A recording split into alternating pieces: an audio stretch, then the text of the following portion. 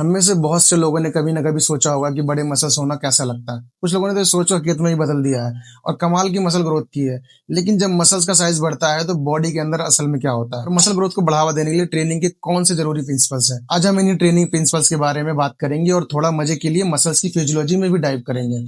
हम muscle tissue की उन खूबियों के बारे में बात करेंगे जो साइज और स्ट्रेंथ बढ़ाने में मदद करती है। साथ ही में हम ये भी डिस्कस करेंगे कि क्या स्ट्रेंथ बढ़ाने और मसल साइज बढ़ाने में कोई असली फर्क होता है। ये पूरा टॉपिक हाइपरट्रॉफिक होने वाला है, तो चलिए शुरू करते हैं। मस्कुलर साइज बढ़ाने की इस बातचीत में क्या आपको पता था कि हमारी बॉडी में 3 तरह के मसल टिश्यू होते हैं। मैं यहाँ फास्ट ट्विच या स्लो ट्विच जैसे फाइबर टाइप्स की बात नहीं कर रहा हूँ। मैं असली अलग अलग मसल टाइप्स की बात कर रहा हूँ। इन्हें समझने से हमें ना सिर्फ मसल साइज बढ़ाने का पता चलेगा, बल्कि सेलुलर लेवल पर क्या हो रहा है वो भी समझ आएगा। और मसल टिश्यू के बीच का फर्क जाना वैसे भी काफी कूल है। जब हम मसल्स की बात करते हैं तो अक्सर मसल फाइबर शब्द सुनते हैं। ये असल में मसल सेल्स होते हैं जो मिलकर पूरा मसल्स बनाते हैं। जैसे बाइसेप्स में हजारों सेल्स होते हैं, तो वो 3 टिश्यू कौन से? स्मूथ मसल्स, कार्डियक मसल्स और स्केलेटल मसल्स। इन तीनों में कांटेक्ट होने की कमाल की क्षमता होती है, लेकिन इनमें बड़े फर्क भी हैं। जैसे कि ये बॉडी में कहाँ होते हैं, नर्वस सिस्टम से कैसे जुड़े होते हैं और इनका स्ट्रक्चर कैसा होता है। और सबसे जरूरी कि ये ग्रो कैसे करते हैं और बड़े मजबूत कैसे बनते हैं। तो सबसे पहले जानते हैं स्मूथ के मसल के बारे में, क्या होती है और कहाँ पाई जाती है। स्मूथ मसल सेल छोटे होते हैं और स्पाइंडल जैसे दिखते हैं, मतलब कि बीच में से मोटे और किनारों से पतले। ये मसल्स आपके ऑर्गन्स की दीवारों में पाए जाते हैं। मैं कई बार कहता हूँ लोगों को कि कोई भी चीज या ट्यूब जैसी हो या होलो जैसा स्ट्रक्चर हो तो उसमें स्मूथ मसल जरूर मिलेंगी। सुनने अजीब लग सकता है, लेकिन हमारी बॉडी में बहुत सारी ट्यूब्स हैं, जैसे कि डाइजेस्टिव ट्रैक्ट, सांस की नलियां, ब्लड वेसल्स और यूरिनरी टैप्स, सब स्मूथ मसल से बनी है। इनका काम कांटेक्ट होकर अंदर की चीजों के बहाव को कंट्रोल करने का होता है। अब स्मूथ मसल काम कैसे करती है, इसका काम क्या है? Smooth muscle is involuntary control में आता है, मतलब ये अपने आप से चलती है। इसे आपका ऑटोमेटिक नर्वस सिस्टम कंट्रोल करता है, तो आपको इसके बारे में सोचना नहीं पड़ता। सोचिए अगर आपको हर बार सोचना पड़ता तो कितनी दिक्कत होती। अगर आपने एक बिस्कुट खाया तो शायद आपको रुक कर सोचना पड़ता कि पहले बोल दूं डाइजेस्टिव ट्रैक को कि कंट्रैक्ट करो भाई, थोड़ा हिलना डुलना ही पड़ता ताकि जो बिस्कुट आपने खाया है वो 20 फुट लंबे रास्ते से गुजर सके। लेकिन शुक्र है कि ऑटोमेटिक नर्वस सिस्टम ये सब ऑटोमेटिकली कर देता है। वैसे हमें इस बात का शुक्रगुजार होना चाहिए कि हमारे डाइजेस्टिव ट्रैक का शुरुआत और आखिरी हिस्सा स्केलेटल मसल है, जो हमारे वॉलेंट्री कंट्रोल में है। सोचिए अगर आपका एक्शन एनल स्मूथ मसल का होता और वो जब चाहे खुलता और बनता तबाही मच जाती। एक क्वेश्चन है, क्या आपको पता है कि ह्यूमन बॉडी में सबसे बड़ा स्मूथ मसल मास कौन सा है? तो एक हिंट भी दे देता हूँ कि वो मेरे पास नहीं है। The largest smooth muscle in human body वो है यूट्रस, यानी कि बच्चेदानी। लेडीज डॉक्टर बताती हैं कि पीरियड से क्रैम्प्स के वक्त यूट्रस कैसे बिना किसी कंट्रोल के कांटेक्ट होता है, और ये बस जब चाहे तब कांटेक्ट होता है। डिलीवरी के वक्त भी यही इनवॉलेंट्री कांटेक्ट होता है। जब लोग कहते हैं पुश करो तो इसका मतलब ये नहीं कि माँ यूट्रस को जोर से कांटेक्ट कर रही है। माँ असल में मेन एब्डोमिनल मसल को कांटेक्ट करती है ताकि पेट का प्रेशर बढ़े और बच्चा बाहर निकलने में मदद मिले। एक आखिरी बात, स्मूथ मसल भी बड़ा हो सकता है।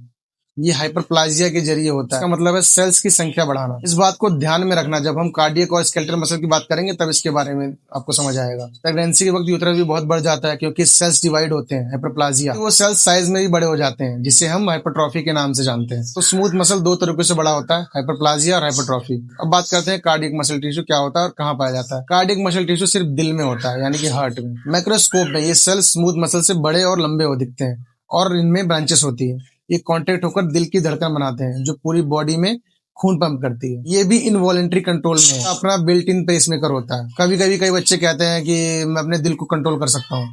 फिर मैं बोलता हूँ ठीक है भाई, तू अपने दिल को एक काम कर कि 50 बीट पर मिनट पर धड़का के दिखा। बस वो लगता है कि कर सकते पर होता नहीं है। हमारा इस पर कोई डायरेक्ट कंट्रोल नहीं है।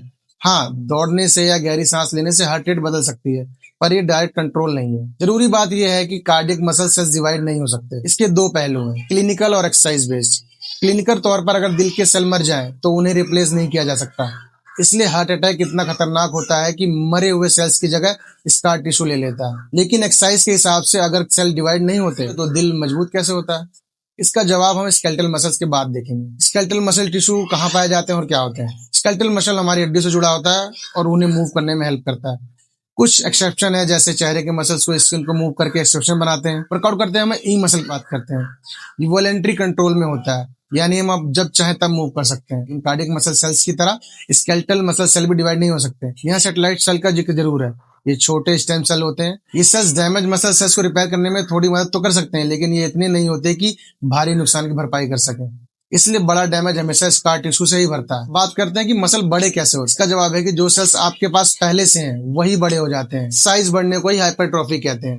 दिल भी इसी तरह मजबूत होता है। उसके सेल भी हाइपरट्रॉफी के जरिए बड़े होते हैं। हाइपरट्रॉफी में सेल्स के अंदर कॉन्ट्रेक्टाइल प्रोटीन का प्रोडक्शन बढ़ जाता है। इन यूनिट्स को मायोफिब्रिल्स और सार्कोमेर्स कहते हैं। इनके बढ़ने से मसल सेल्स ज्यादा फोर्स पैदा कर पाती है। इसके साथ ही सेल्स में माइटोकॉन्ड्रिया और सार्कोप्लाज्मिक रेटिकुलम भी बढ़ जाता है। सेल्स के अंदर का फ्लूइड बढ़ना भी हाइपरट्रॉफी में योगदान देता है। हाइपरट्रॉफी फोर्सफुल और रिपीटेटिव एक्टिविटी से शुरू होता है, क्योंकि बड़े मसल्स में ज्यादा मायोफिब्रिल्स होते हैं, इसीलिए वो ज्यादा ताकतवर होते हैं। बिगनर्स के लिए तो किसी भी तरह के भारी वजन उठाना साइज बढ़ा देती है। अब बात करते हैं कि स्ट्रेंथ और हाइपरट्रॉफी अलग कैसे हैं। जैसे जैसे आप एडवांस होते हैं, आपको चुनना पड़ता है, गोल स्ट्रेंथ है या हाइपरट्रॉफी। यहाँ से पावर लिफ्टिंग और बॉडी बिल्डिंग के रास्ते अलग हो जाते हैं। स्ट्रेंथ के लिए लोग हाई इंटेंसिटी लिफ्टिंग करते हैं। ये वो वजन होता है जो सिर्फ आप 1 से 5 बार 6 बार उठा सकते हो। इसमें रेस्ट ज्यादा होता है, 3 से लेकर 5 मिनट तक, और कंपाउंड एक्सरसाइज होती है जैसे कि स्क्वाट, बेंच प्रेस, और इन्हीं पे फोकस ज्यादा होता है। हाइपरट्रॉफी या बॉडी बिल्डिंग में कंपाउंड एक्सरसाइज के साथ साथ आइसोलेशन एक्सरसाइजेस भी काफी होती हैं। इसका मकसद मसल को एस्थेटिकली बैलेंस करना होता है। इसमें वजन थोड़ा कम होता है, रेस्ट पीरियड भी छोटे होते हैं, और पूरे हफ्ते का वॉल्यूम ज्यादा होता है, क्योंकि बड़ा मसल हमेशा ज्यादा ताकतवर होता है। आमतौर पर हाँ, पर एडवांस लेवल पर फर्क दिखने लगता है। दोनों के बीच का अडेप्टेशन अलग होता है।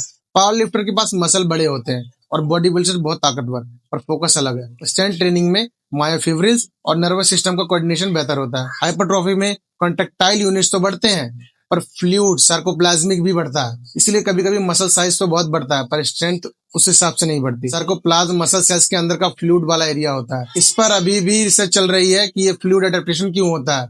उम्मीद है कि आपको ट्रेनिंग और मसल टिश्यू के बारे में ये जानकारी पसंद आई होगी। क्या आप चाहते हैं कि मैं आपके लिए एक स्पेसिफिक वर्कआउट प्लान या डाइट चार्ट तैयार करूं?